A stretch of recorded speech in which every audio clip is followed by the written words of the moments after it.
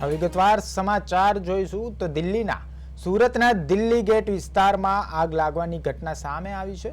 Readymade કાપડની દુકાનમાં આગ લાગી હતી। ત્રીજા માળે આગ લાગતા અફરાતફરી મચી હતી।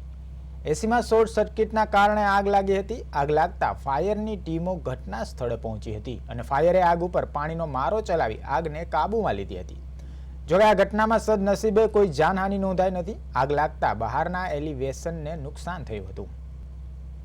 દિલ્હી ગેટ ટાઈગર શોપમાં અમને કોલ મળેલ કે જ્યાં રેડીમેડ કપડાની દુકાન છે ત્યાં આગ લાગેલ કે જેની અંદર જેને તાત્કાલિક આવીને કાબુમાં મેળવી લીધું।